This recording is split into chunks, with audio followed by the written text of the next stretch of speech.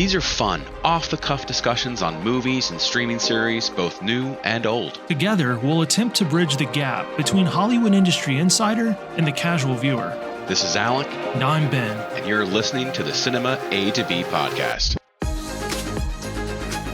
Hey everybody, welcome back to Cinema A to B. Today's a little different. We had quite a while ago backed off to twice monthly. What it allows us to do is to like insert these movies in like freshly after we've kind of seen them. And so this is I don't really want to call it a bonus episode, but like, you know, you're getting this pretty quickly after the release. It's the Odyssey, the latest film from Christopher Nolan. So without further ado, Alec, let's get us started on a unpacking spoiler heavy conversation. Warning, yeah. Spoiler warning.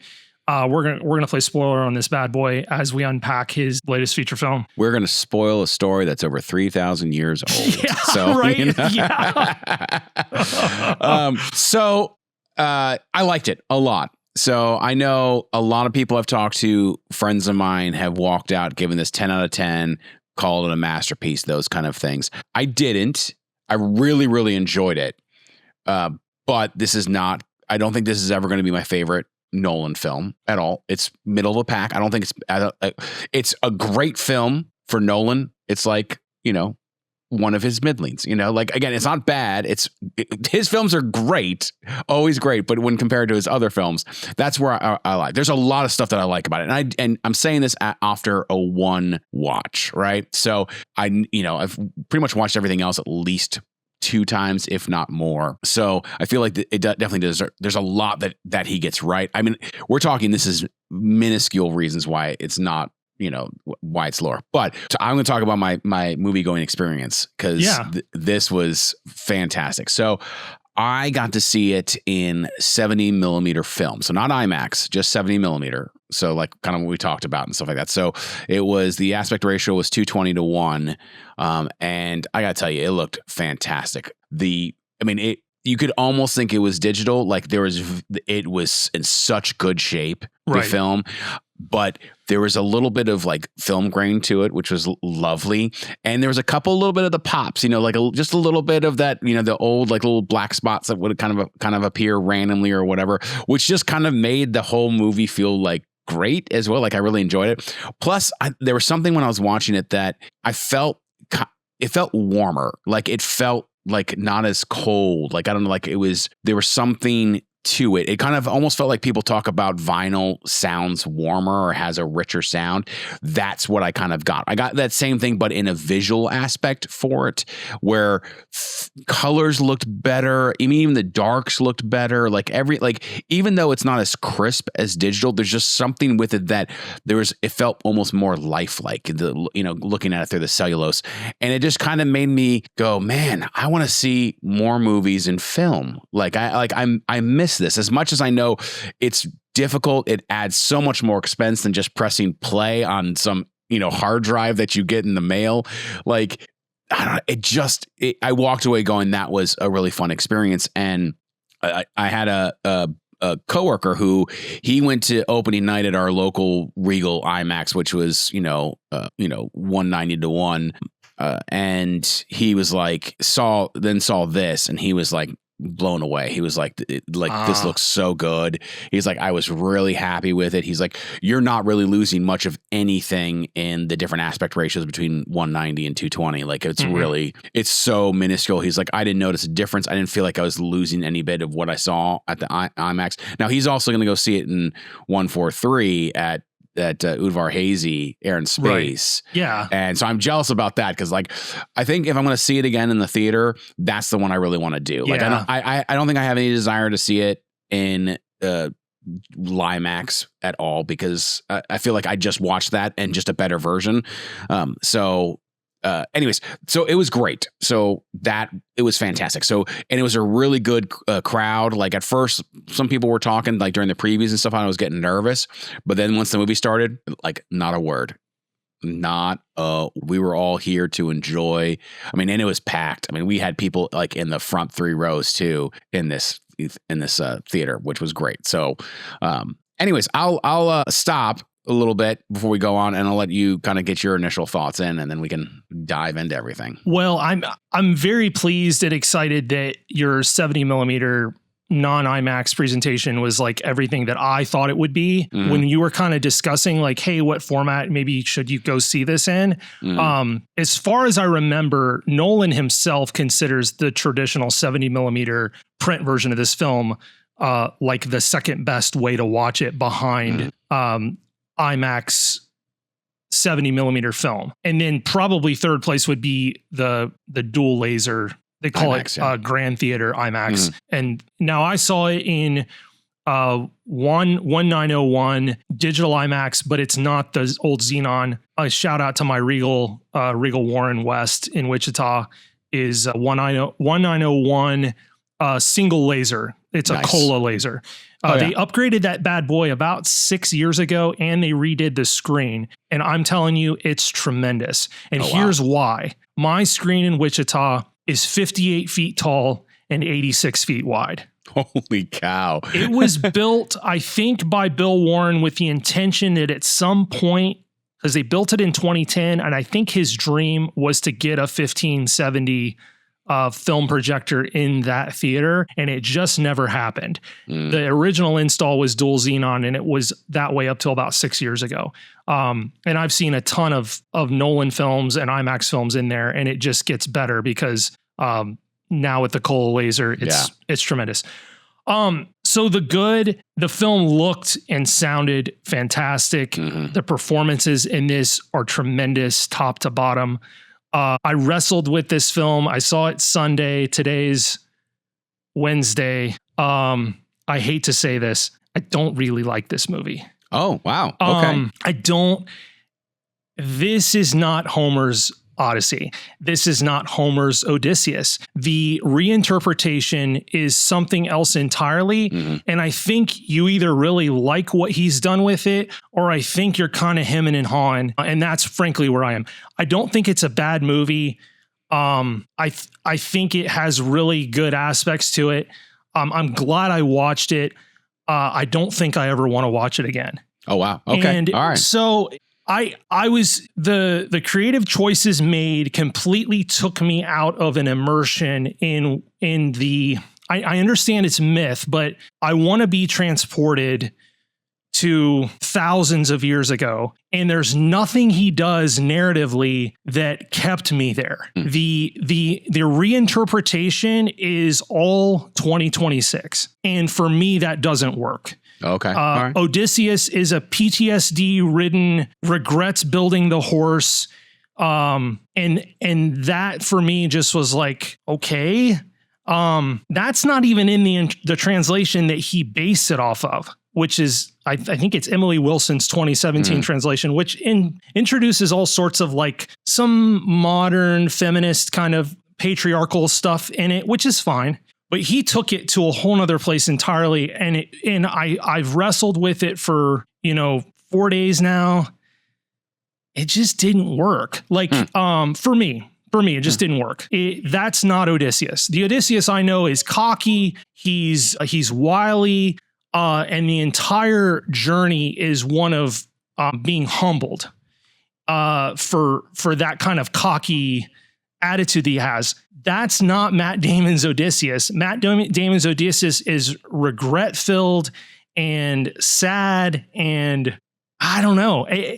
I understand why he did it. Like, and I think for what he wanted to do, which is basically copy the Oppenheimer character and transpose him onto Odysseus, he accomplished that in spades. But for me, I guess that's not what I wanted. Like, Okay.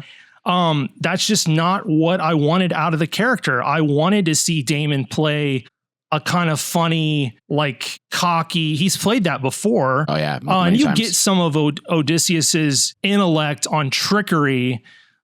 He still keeps some of that, but he's so forlorn and burdened, which is just, it's not Homer's Odysseus. Like, it's just not. This is something else. And the fact that he took that and felt like he needed to lay that kind of 2026 like war regret onto the story, I just was like, man, this could have been something else. Like, So that's unfortunately just where I'm at. Like I don't hate it, but I've wrangled with it long enough now that I'm just like not on board. I think it's one of his worst films. I would put it down with Dark Knight Rises and Insomnia, which isn't saying much because the guy's catalog is so good. Yeah. But yeah, I'm just not a fan. It took me a while to kind of come to that conclusion because there were moments I was moved. It wasn't like I wasn't, but I just didn't really grab me. But yeah, I'm kind of interested in your thoughts on like the narrative and stuff. But it's kind of probably good we didn't kind of come across on the same side of this one. But so I liked some of that change. I liked kind of it feels maybe not realistic but I liked the switch of the basically the guilt-ridden Odysseus. I enjoyed kind of him. Like it felt like he was doing his best to keep his crew alive, in a more like kind of somber way or more realistic way with this knowledge though, they're all going to die. Like at this point, like, I don't know how to get home. The things that frustrated me a little bit was I felt there was a bit like because they cut out a lot of stuff. Obviously, you have to in this, and I like some of the stuff he kept in. I was curious at some of the choices he made,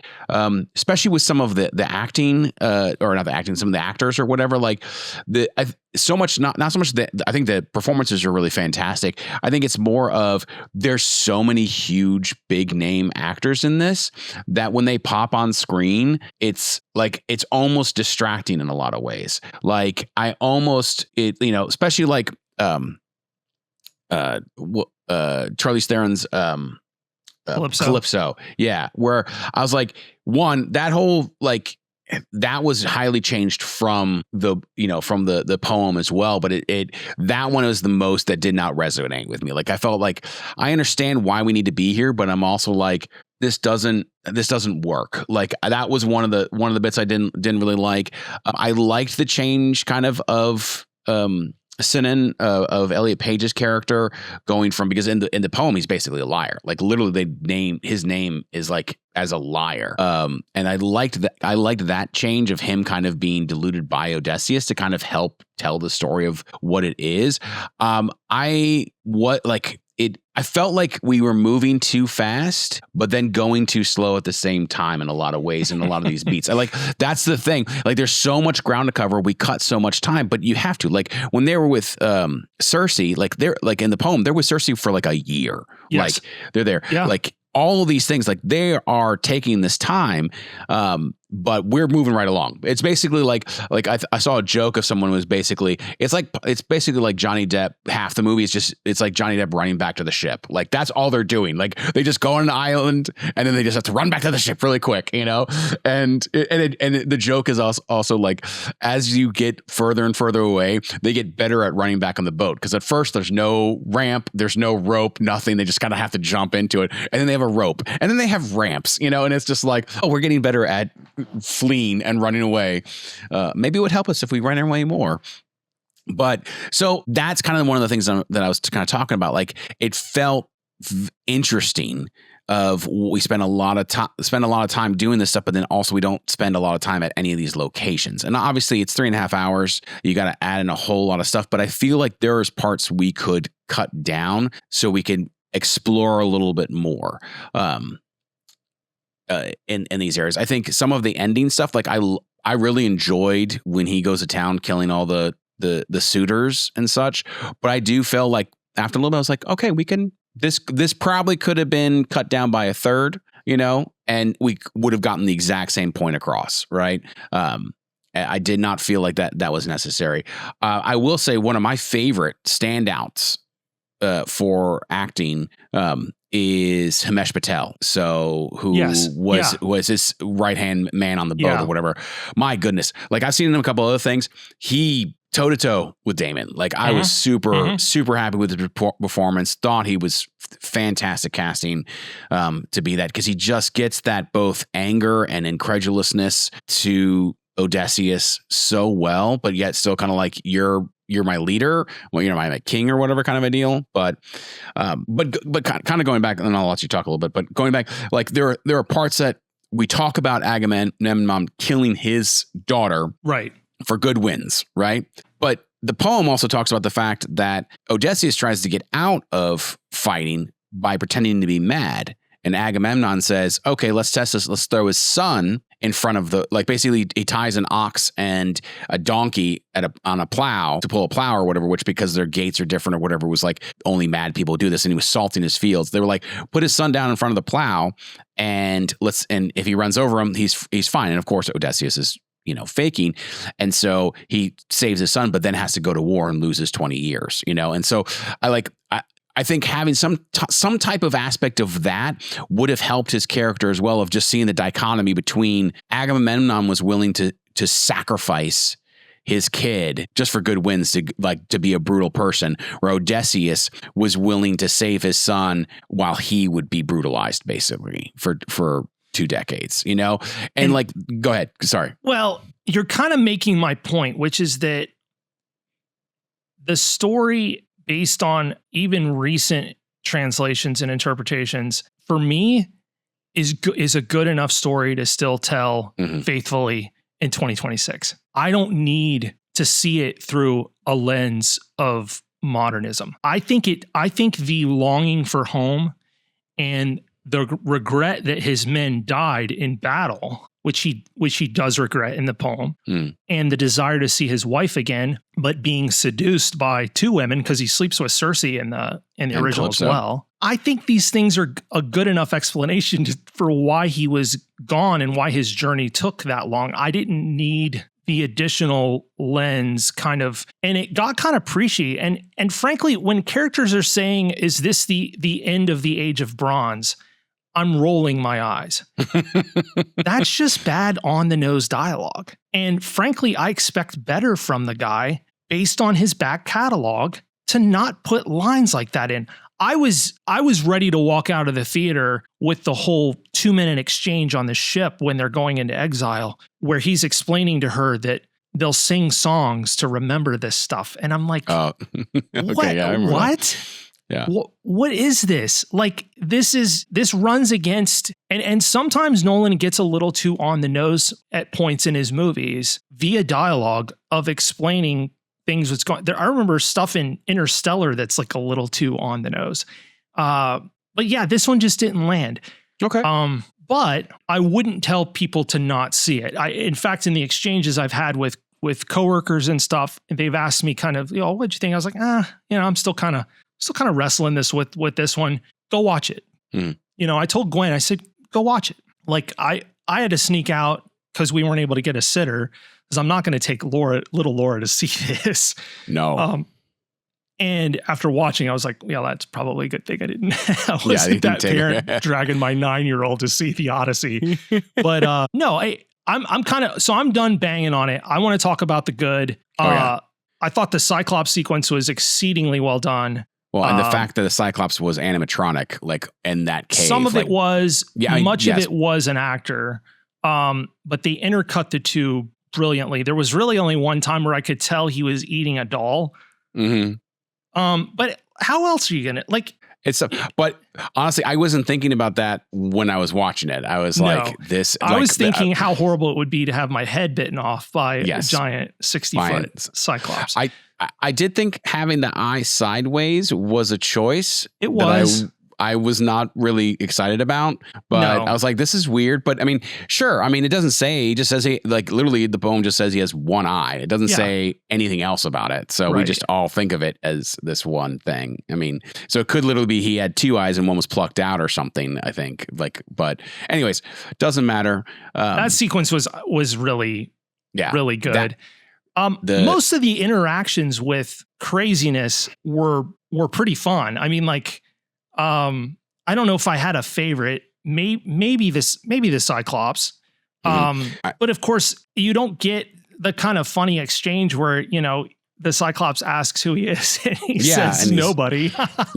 Well, it basically, like Nolan, I read an article as Nolan was talking about that. Basically, he's like, it just doesn't land or something. And I was like, it doesn't mean, I was like, okay, whatever. But then you miss the point. Like, again, the gods don't play much at all in this entire thing outside of like. Well, and that's my other gripe. That's my other big gripe. Like if anything, Nolan makes a very compelling argument that there are no gods. Like I know there's some things he leaves ambiguous, but I would say the lean is that there are no gods. Yeah. And to make a feature film on the Odyssey. Yeah, it's kind of where the gods are heavily involved and like have a dog in the fight, both with the sacking of Troy, everything. And to basically downplay them as much as you can is certainly a choice. Yeah. Well, and I thought it was an interesting choice. I liked the choice where, I mean, and so this kind of was ambiguous too. This is how I took it. But like Zendaya's character, when you've seen him, I took that at the end when it turns out that Zendaya, it was like basically just a priestess for, Athena or whatever. Yeah. And that was beheaded at Troy. I'm like, so this is actually not Athena visiting Odysseus. This is him going through PTSD, seeing visions or whatever, and stuff like that. And that's what I'm taking away from it. Nolan loves the dual interpretation. Yeah. He loves it.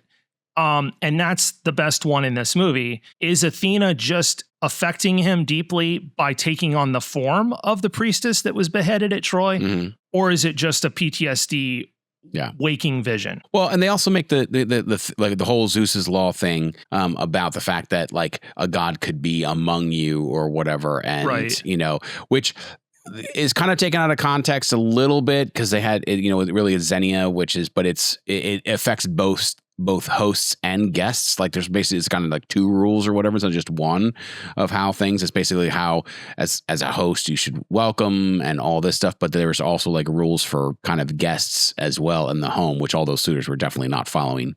Xenia's law. So, again, things that are pulled aside.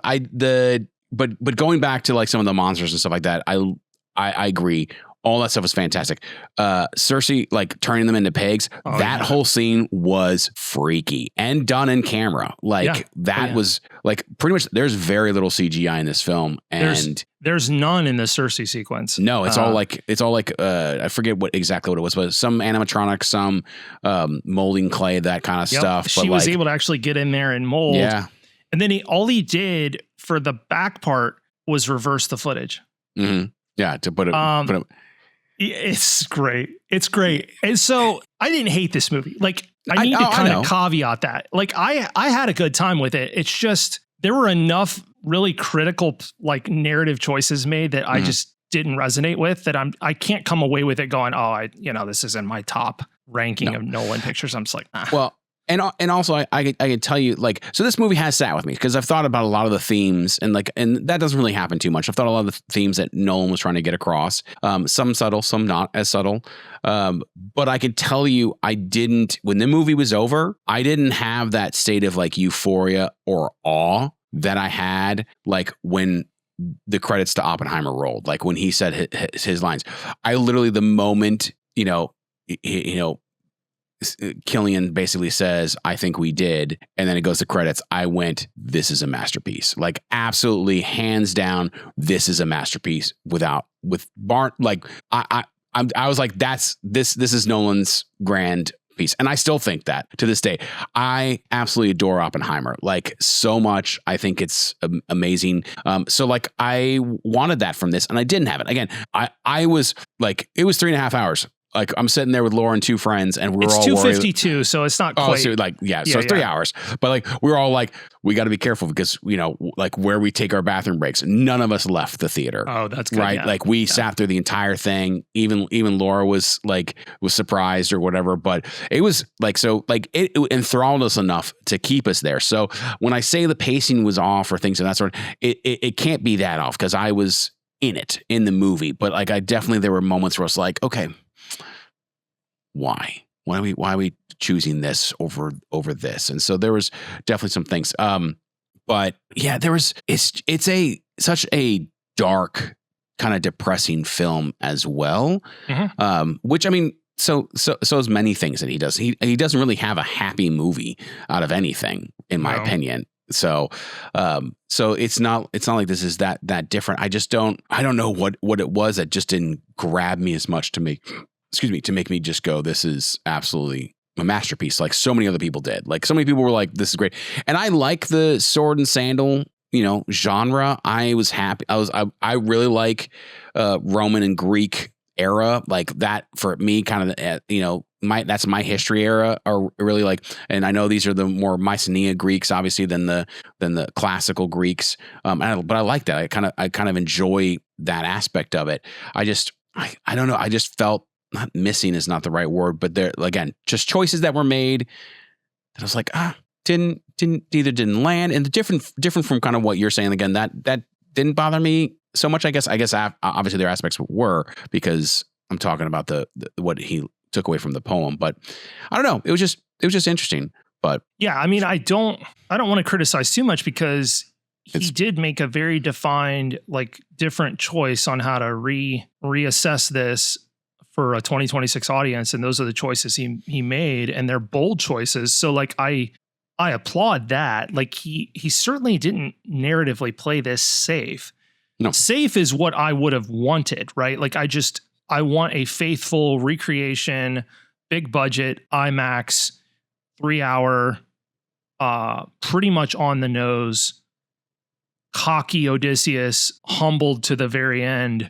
I did think the third act with the bow and everything largely was really, really strong. And I thought even though I didn't really agree with the narrative choice, I still was drawn in by the exchange between Damon and Hathaway after he's killed most of the suitors, the ones that didn't bend the knee.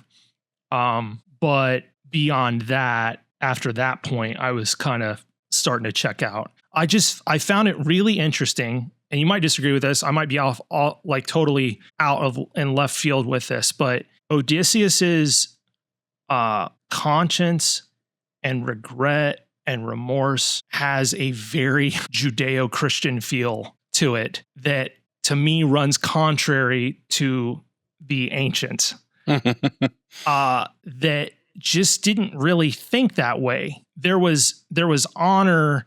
And there was law, but it wasn't internalized the way that you see Damon acting in this. And Damon's tremendous. Absolutely. Yeah. I don't have there's no flaw or fault in his performance or Hathaway. I even thought Holland was actually pretty good. He felt restrained. Yeah. Which I thought the character needed. I don't know if there's a role that I would single out. I mean, you singled the one out. And obviously my current love affair with Pattinson, he was, I hated him so much. He did such a great job of being that slimy. I just love the character. fact that I read that Pattinson walked around on set the whole time telling Holland, I just want to be your daddy. I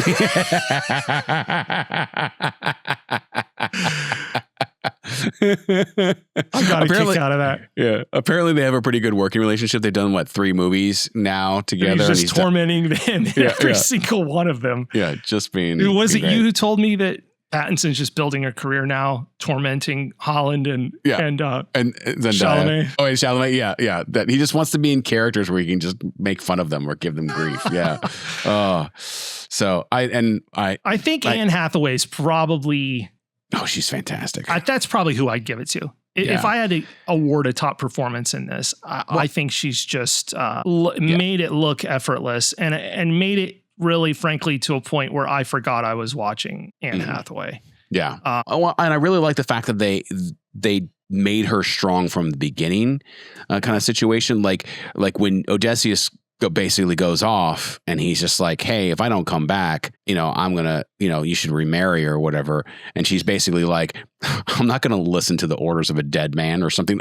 This is totally butchered, but I was like, that's paraphrased pretty well. Yeah, I was like, that's fantastic. And then basically when she goes off on Holland, on Telemachus, and basically is like, the throne is empty. Like basically, screw you, man. I've been here this entire time running this place for 20 freaking years. So yeah, I was like, she pulls out all the stops. I mean, she's cold, calculating, but yet when she gets found out from Pattinson or whatever, Antinius basically finds out, corners her and is like, oh yeah, you're unraveling it because because her handmaid sold her out. Yeah. But she does a great job of showing that fear, of like, oh, okay. Like it's like she does that good job of trying to be both firm and cold and in control, but yet the fear kind of shows in her eyes and a little bit like trying to calculate real quick. How do I deal with it? She's absolutely stunning in this. And like, I loved what they did with her. Okay. I take it back. I need to apologize. I don't think Hathaway's the best performance in this film. Okay. It's Leguizamo. Okay. All right. It's Leguizamo for me. Yeah. It's the best role of his career. It is. It certainly is. Though he's one of the ones that, I knew he was in it, but like when he first comes in, I'm like, oh, it's kind of taken out. Like, it's like when Theron comes on. He was kind of struggling a little bit with a New York accent near the beginning of the film.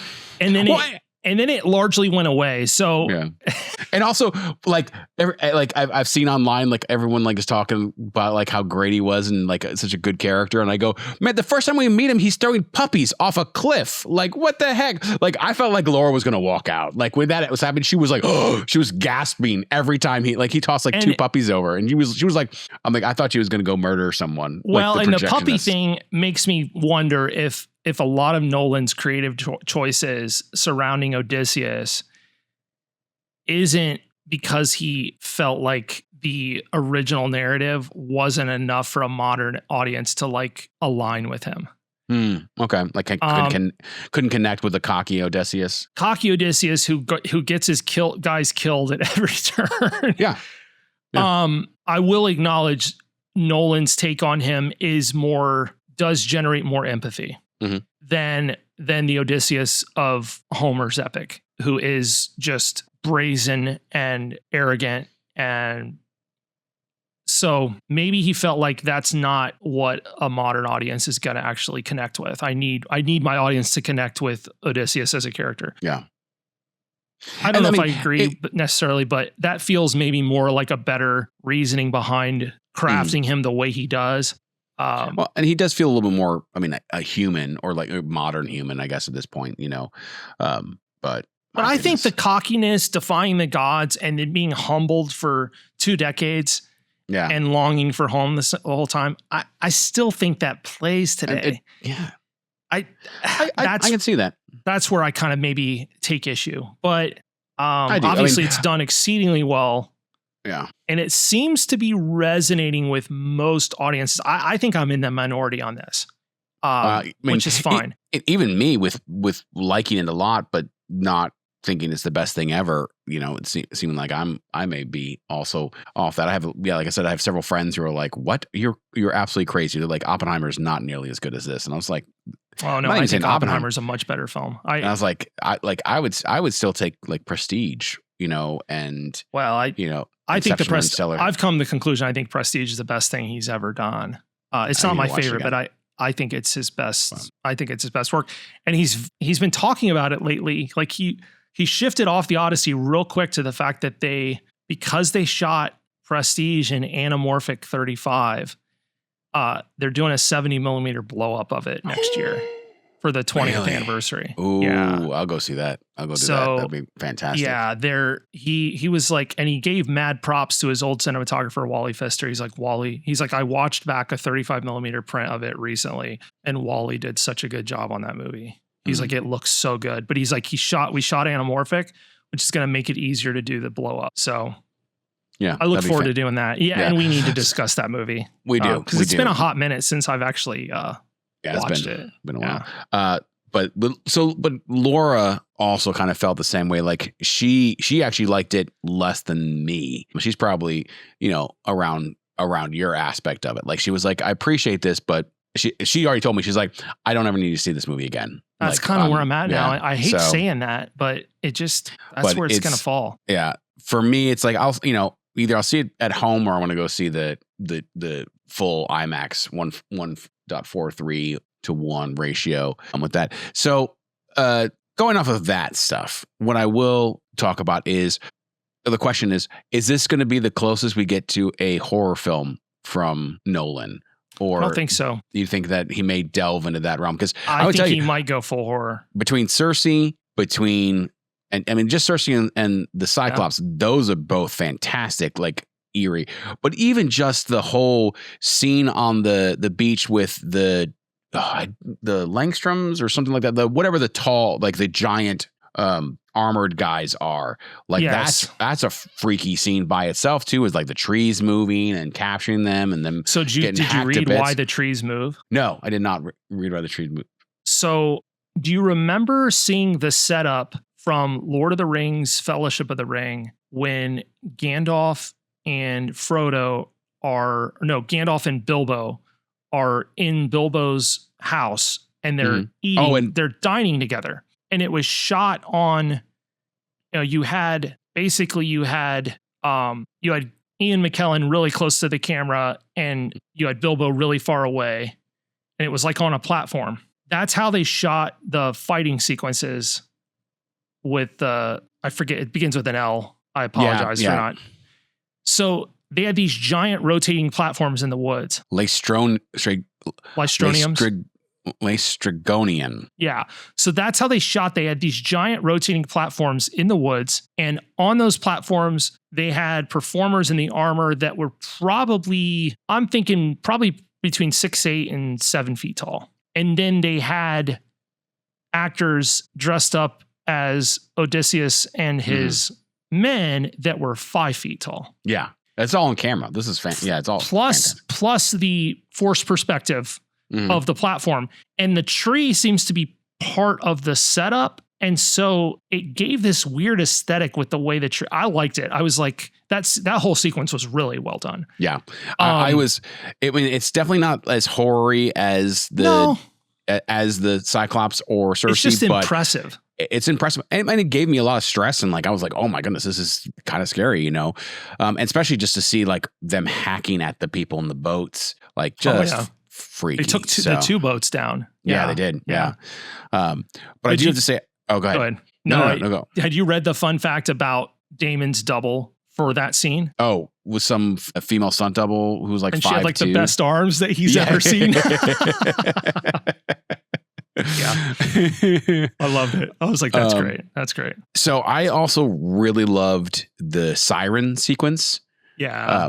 I especially love the fact that Nolan made the choice to not try to. Basically, we're seeing this as our ears are filled with wax, so we can't hear it as well. So kind of very Hitchcockian. So because what do you do? How do you make the most beautiful sound or change it like he did? It's going to be much worse in our own imaginations. So I love that he chose that decision, and I kind of like his take that it's not so much the sweet nothings. It's almost that it delves into your soul about things that you no longer have or will never have, or how and so maybe it's not so much that you're going to the sirens for joy.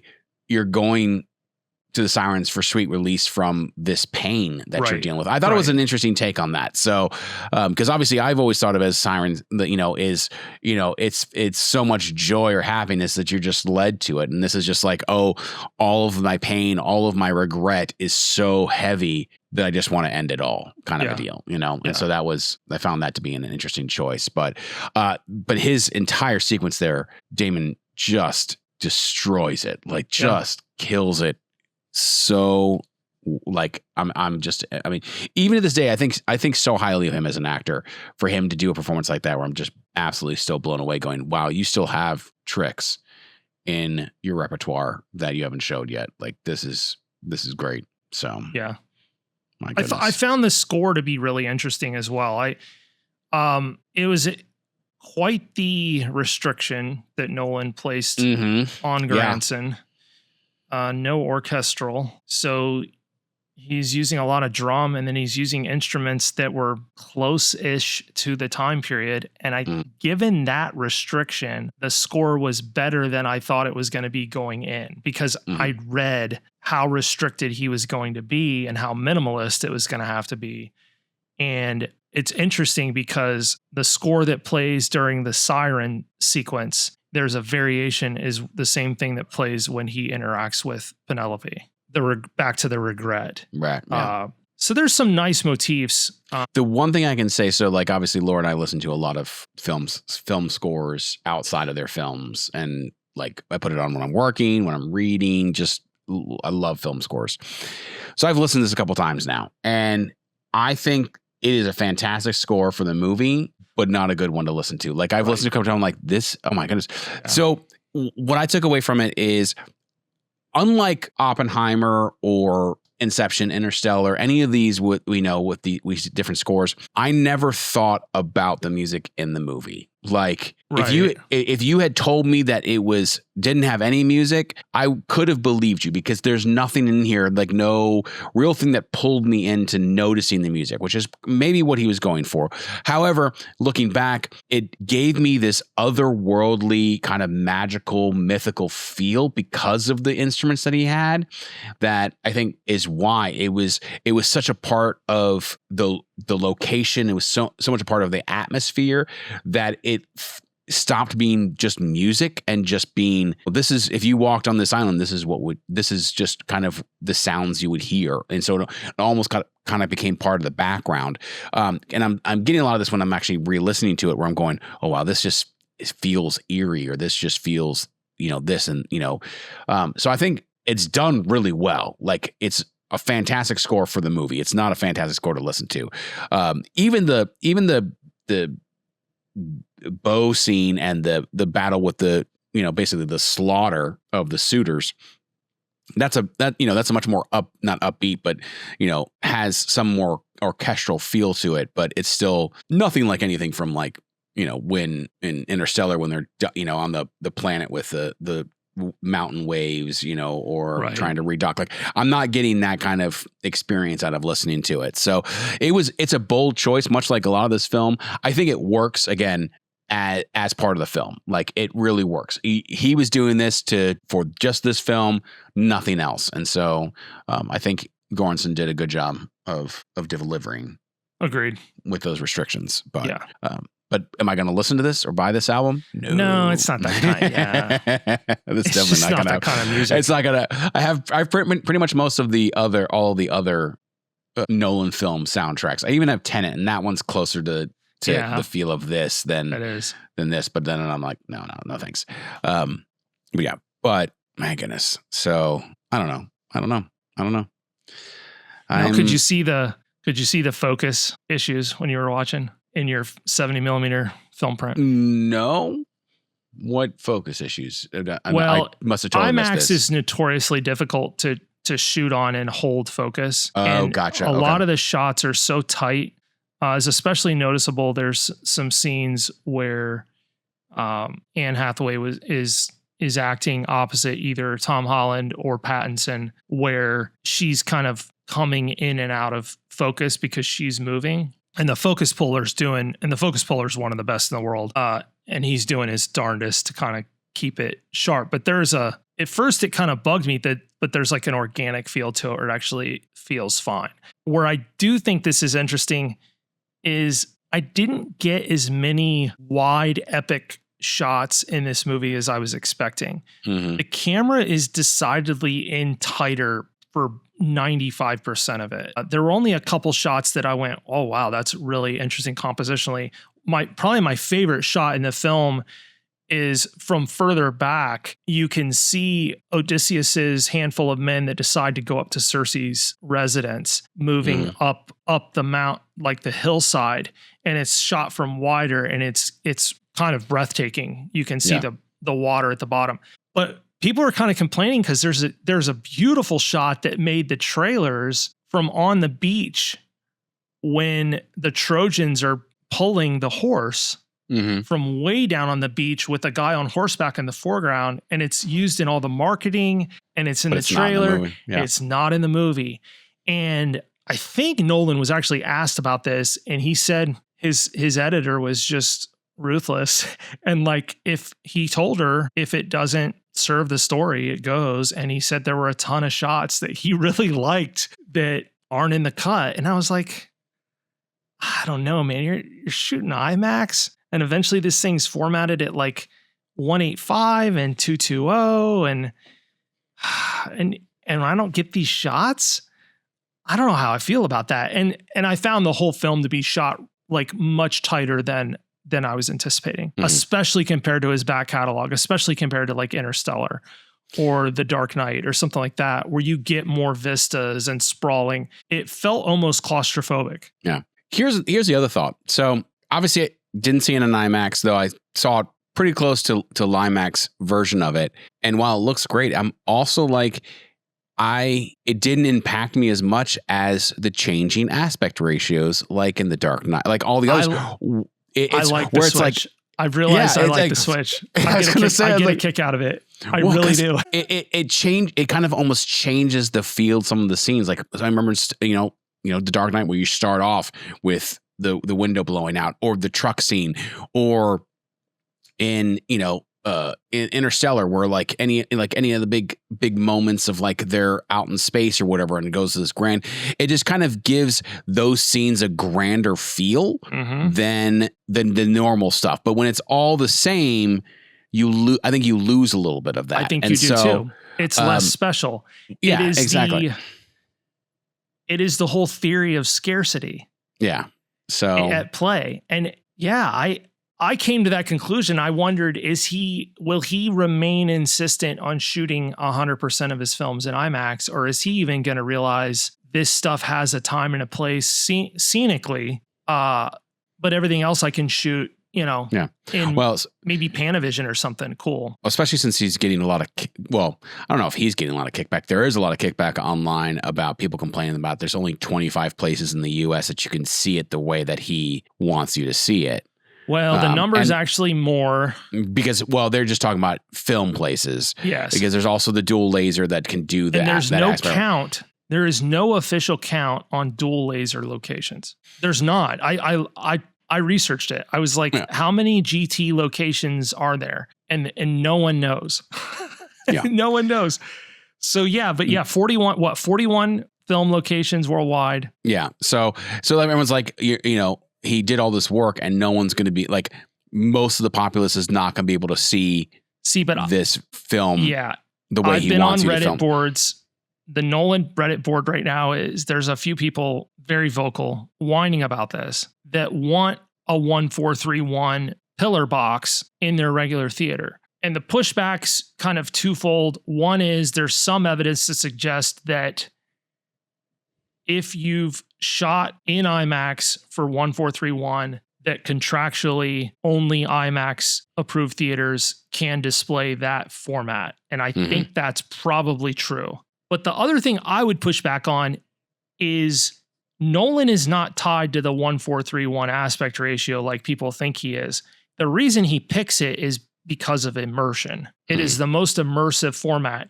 And you get your peripheral, both left, right, and vertically beyond filled with frame. But what he wants you to see is in the middle. So from an immersion standpoint, for you to pillar box postage stamp the movie into a regular 2K cinema, like with a 40 foot screen, you would actually be killing the immersion. Because if you sit close enough in a regular theater, your peripheral on the left and right goes away. Yeah. Now, I don't like to sit that close in a regular theater, but it is possible. So I don't think he is as tied to that is. And the reason I know this is true is because when he does home video release, he takes the IMAX scenes and they just fill 16:9, which is what, 1781, which is what every widescreen TV in the world is set to.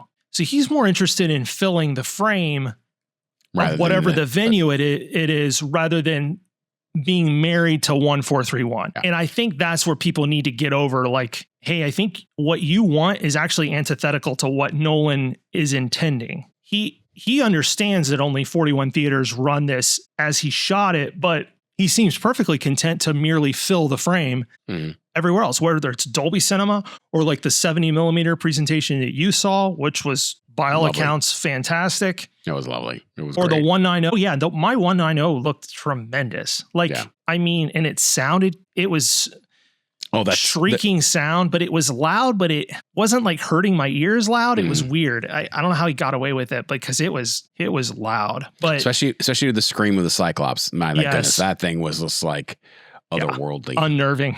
Yeah. Yeah. So yeah, I think the aspect ratio bros get a little fired up, and they want their home video release to be in 14:3:1 because they get convinced that that's the definitive format. And it's like, how can something be the definitive format that only one 41 director screens? Like, and only one director is doing.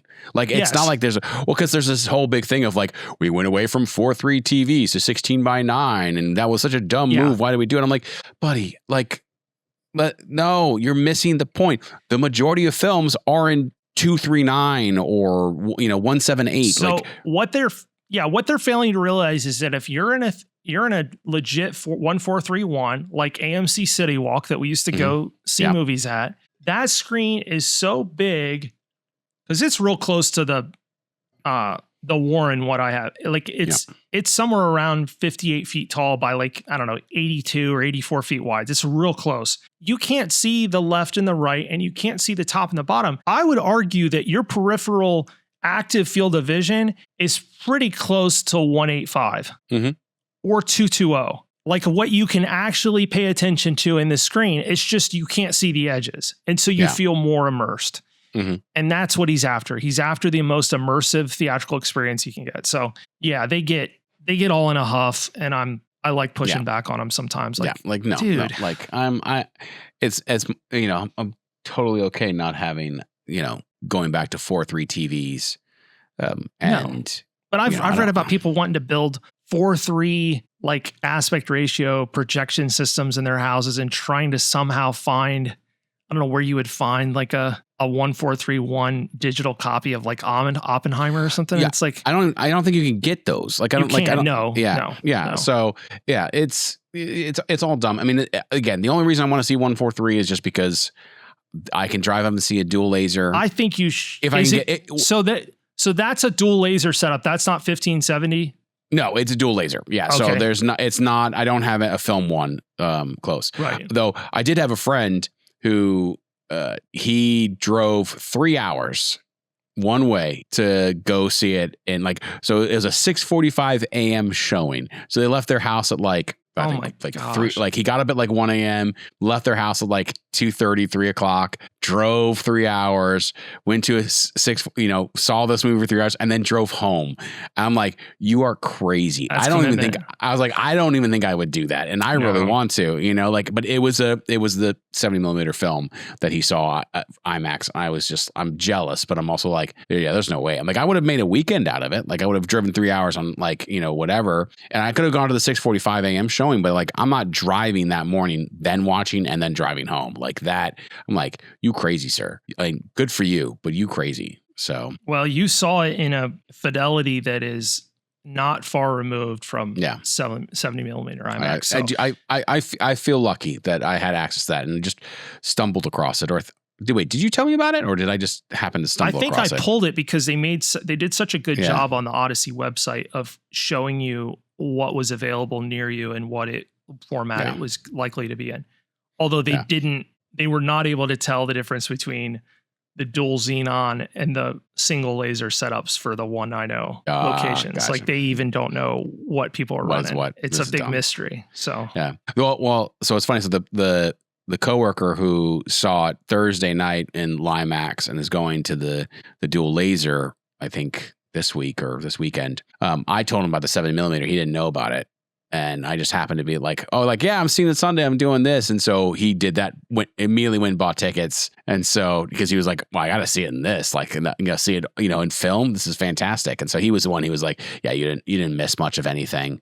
If anything, I mean, much like you were telling me the entire time too, he's just like, all you're really like the entire, 235 has all of the information that you need for this movie. There's nothing you're actually missing except just more space over the head, and some scenes would look better. I'm sure some of those shots of the boat, sailing on the waters or by the whirlpool would be better. He shoots these for a widescreen safe. He really does. He's even admitted it. He's not framing stuff that's important up in the top or the bottom of the frame. Like, why would you?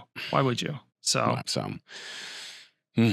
man, again, I liked it. I do have to laugh. Like, they made Agamemnon look tough, but I love the fact that he's got a golden spine on the back of his helmet that everyone's talking about, because he is spineless, basically. Like he's like, I mean, but think about it, because what does he do? He just stands around and looks tough. He actually doesn't do anything. Like, when they attack Troy, he's first in line, but then he walks while the rest of his guys run forward, and then he's not, I didn't see a single scene with him with a sword in his hand killing anybody. The only thing he kills is his daughter, right? And then he dies, right? So, well, did you see that in all of the marketing, the image of Agamemnon, where he actually is, and it's such an Easter egg for those of us that have actually seen the film. So it's the shot of from behind where you see the golden spine. Yeah. He's in Hades. But none of us knew it. At the time. None of us knew that that's where he was standing. It's so brilliant. Like, the marketing in this is even next level. But I call him Bat Agamemnon. By the way, so here's the other thing. I remember when the trailer or whatever, the first kind of pictures came out, and we were all mocking all of the clothing of like how Agamemnon looks dumb or whatever, and by us, I mean like people online. And then now the whole thing is like everyone's thirsting after Agamemnon and says how cool he looks, and like this guy's so tough. And I'm just like, how things change based on where we're at and stuff. I think I wanted Safdie to do something different with his voice, though, when he actually ended up voicing the character. He needed to be like a pitch or an octave lower, which he did when he was in Oppenheimer. But yeah, it was like, but maybe that was done intentionally to prove that like the character wasn't really all that tough. Like, yeah. The other thing I really like is I kind of enjoyed the fact that it was a subtle nod that I didn't really notice until thinking about or seeing shots afterwards, was that all of the Greeks were in black basically, and all of the Trojans were in white. Yeah. A very subtle nod of like, who are the bad guys, or who are the evil ones, who are the good ones in this, in this battle. And I do like they talk about the fact that that the whole Helen thing was basically just a ploy because Agamemnon wanted the trade routes, and he wanted Troy for those trade routes. Like, he really didn't care. I mean, like, he kind of cared, I'm sure, but it was like, this is a lovely, wonderful thing. So, kind of, let's use this whole thing to take over a city. But I do, going back to something you had said, you chatted about kind of some of the stuff on the nose, the Bronze Age is over and stuff like that. I agree. I can, think about it. Kind of, you said, I agree. That's kind of a little on the nose. I did kind of like the him trying to connect the sea peoples to the Greeks, because obviously if that was interesting. Yeah. Cause I mean, a couple of different things. If historically the Egyptians talk about the sea peoples, and there's like, they list out like 9 or 10 different groups who make up the sea people. None of them really are Greeks. Some we infer could be from like Italian islands like Sardinia and stuff like that. But I like the fact, because obviously if that army is there for 10 years, you got thousands and thousands of men, you're going to have to be raiding other places to feed your men. Right. And then obviously Odysseus just goes to each island and basically is pillaging each one. Like, they are the sea people. Yeah. So I think that was a really fun kind of connection, as much as they, like you said, it was pretty non-subtle when he basically says it multiple times, kind of a thing. But I did like that connection of like, the idea of, we consider ourselves the most civilized of the area, but we are the ones who are causing the most harm, and also kind of the authors of our own downfall, I mean, it subscribes to like a collapse of that version of the Greek empire from within. Yeah. Kind of not external. Very similar to Rome and all that, where, no one really truly conquered Rome. They kind of fell apart by itself. I mean, yes and no. I mean, Western Rome, yes, the Visigoths and the Goths and all that, but the Eastern Roman Empire kind of just deflated. Yeah. Yeah, it did. So, but as all empires are fated. Yes, absolutely. Yeah. If there's one thing that we can add to the whole, nothing's no permanence. No nothing permanence. lasts forever. Yeah, no, for sure.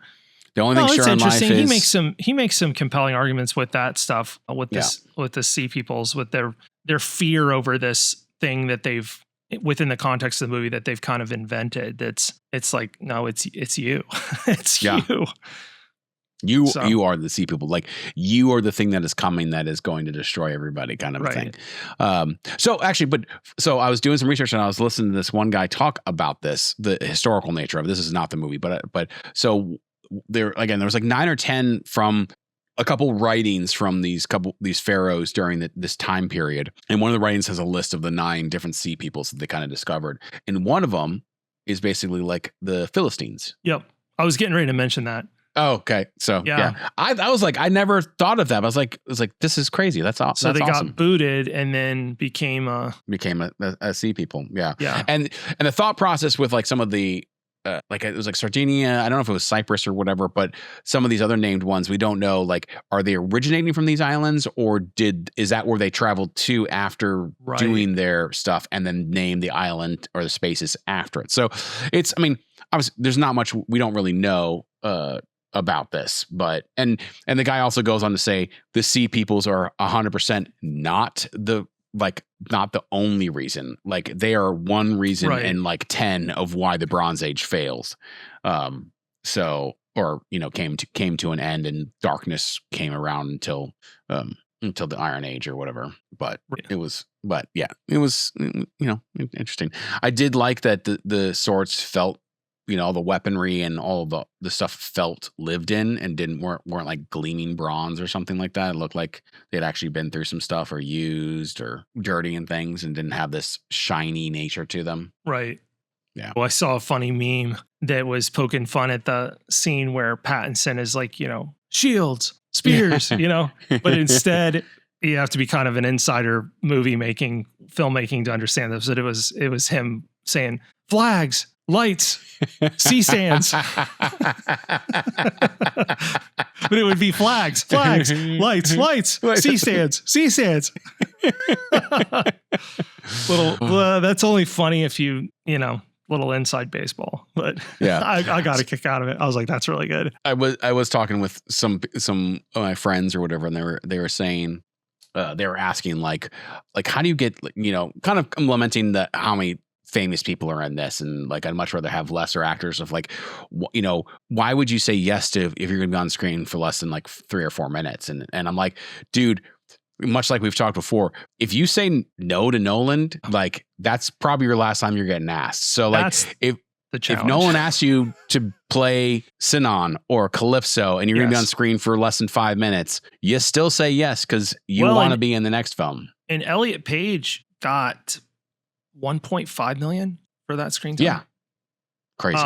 And the highest paid was Damon at 15 million. And I think after him it actually wasn't Anne Hathaway. Somebody else got like 10. It might have been Holland. But interesting. I mean, he probably commands a big payday. Basically the core cast, and there was about 10 or 12 of them. The core cast was about 67 million of the budget. Which for this scale of movie is actually not, given that the budget was somewhere around 250. It's like 250, and like it was like at least something I read. I mean, they never really get this out, but it was like $125 million in marketing budget. Yeah. And you start running the math, and the problem is, and I think it'll be fine, but you only get half of the theatrical take. So you start running the math on what the break even of this is, and it's a lot of money. $700 million. Yeah, yeah. I mean, when you have looking at the numbers right now, you've already grossed 300 million worldwide. It'll be fine. Like it will, plus whatever it makes on Blu-ray and UHD Blu-ray will be fine. But it is fascinating because he's one of only a handful of directors that can go to Universal and be like, this is what I want. I want $125 million marketing budget, and I want Final Cut, because he gets Final Cut on everything he does, which is why he didn't get the Bond movie, because they didn't want to give him Final Cut, which to me is just absurd that you wouldn't give Nolan Final Cut on a Bond film. I mean, come on. So yeah, Universal's loving life. Yeah. So here's the question: Is Nolan done with Damon now that he's played a main the lead in one Probably, of his yeah. movies. Yeah. The track record would indicate that is going to be the case. So the question becomes now, who is in the driver's seat in 3 years or whatever? Because I think he said it's probably going to be 3 years before he makes his next film. Mm-hmm. Who's in the driver's seat as the lead? I've got a guess on who I feel like it probably is. Pattinson. He's got to be the odds-on favorite to me for the lead and whatever he's got cooking. But depends what he decides to make. That's true. Is it a horror? Right now, that's what everybody wants him to make, is a horror film. I mean, I'm not a huge horror fan, as you know, so I'm not jonesing for that. But I think he wouldn't do just some straight up horror. Like, I think it would be more of a thriller style horror than just monsters and gore type horror. Yeah, before Spielberg decided to do Disclosure Day, I wanted Nolan to do a Roswell film that was ambiguous on, was it aliens or is it US tech or was it some other weird thing? And it was done in a way that it was kind of up to the viewer to decide, like, is it, what actually went down? But now that Spielberg's kind of done that movie and it didn't do well, that's probably not in a space that I would think he'd even mess with. But no, horror's like number one, that what people want to see him make. And then after that, surprisingly, some folks are kind of interested in seeing him do a Western. I'd be more interested in the Western than I would the horror. I would too, because of he's got some of the sensibilities of like a John Ford. And so I think it would be kind of cool to see him has his spin on a Western. I don't know what that looks like, but yeah. No, I don't know. Yeah. I don't know. Pattinson seems like the most likely. I mean, I think so, especially since he seems to, and also possibly because he was the only one who was like, I want to read the script for. So funny too. I love it. This, as opposed to, but I mean, like, he's on the not on the hook, but he's given one of the reasons why Nolan did Oppenheimer, because he gave him a book of speeches from Oppenheimer. So I don't know. I think he's got excellent talent, but it could be one of those kind of grooming things. Of course, Killian took 7 movies before he was. Yeah, but it took the right role. Yeah. But yeah, it seems like once you play the lead, the odds of him putting you, it's almost like he doesn't want to do that from a ego reverence standpoint. I don't want to.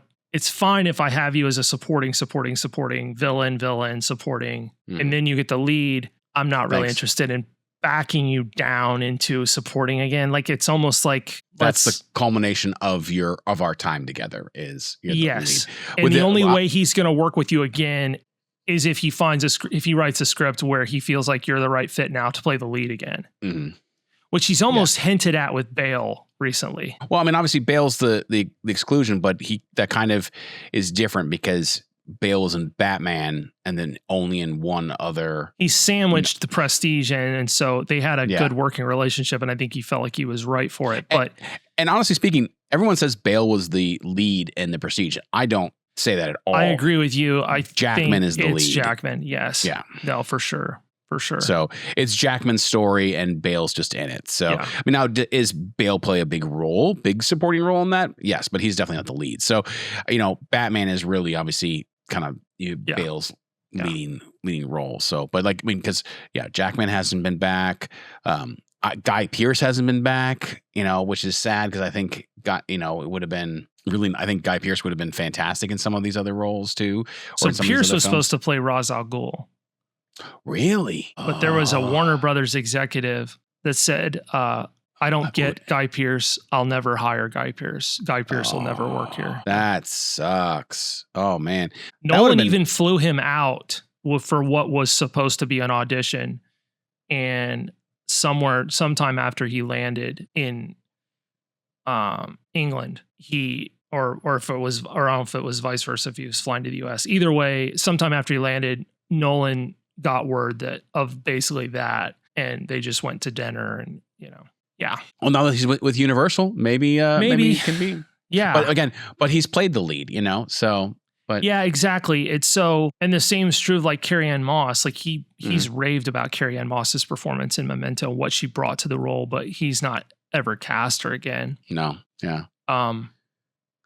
I think people maybe read too much into some of that stuff, but I think there's something to be said for once you play the lead, now you're in lead territory with me. I'm not gonna back you down into supporting. Yeah. Even though I'm sure I think it's a respect thing more than anything like that. I think it's So I'm sure some of those people would be happy to work with him again. I think you're right. I don't think it's Yeah.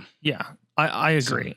I think Damon would take any role in a well, I still love the fact that he made that not the bet, but that pact with his wife that says, all right, I'm done acting for a while unless Nolan calls. And then Nolan calls. And it's like, with hey, I got this Oppenheimer. little, Yeah. I was like, oh, dang it. All right. Well, I guess I'm doing this. Yep. And then of course, right after, hey, guess what? I want you to be the lead in this. Yeah. And man, he got ripped too for that. Back down to his high school weight. Yeah. He looked great. Yeah, I mean, I appreciate watching interviews with Damon now and just understanding how much he loves movies and filmmaking. It's refreshing. The guy's smart. It's refreshing. Yeah, highly intelligent. Yeah, it's refreshing, and I like watching stuff with Affleck too on the same deal. Like Affleck's just doesn't like the limelight really. Affleck just wants to make movies and then go away. Go away. Yeah. Yeah. So, fun story. Apparently, Affleck knew Damon got the role before Damon's wife did, and she got pissed about it. Or she was like, "What the heck?" And he's like, "It's like he happened to be in the room. I was on the phone with him for 30 minutes." You know? Yeah. It's like sorry. Their dichotomy is really kind of fun. I mean, like they've been like best friends for like 40 some odd years or something. Yeah, so. there's a level of trust there. I love hearing about them talk about losing auditions to Dead Poets Society and then work in the theater tearing tickets for Dead Poets Society, and like that was the reality. Like you land this role, you're in this film, your career is starting to get made. You don't land the role, you're tearing tickets in Boston. Like that's how unforgiving the industry actually is, and it's true. Yep, it's very true. Yeah.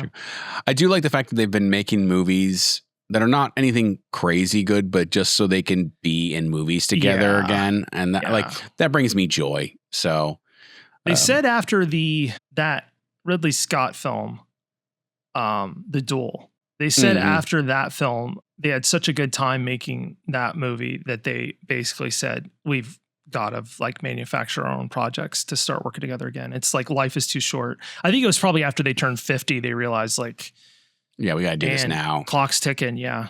So I agree. I think that's cool. Yeah. Though I did watch that, the Rip or whatever, it's not very good. It's not very Apparently good that wasn't the point. Nope. No, I was like, hey, they got to enjoy themselves. So, man. All right. Well, yeah, I think we've gone long enough and gone off course. Yeah. Awesome. All right.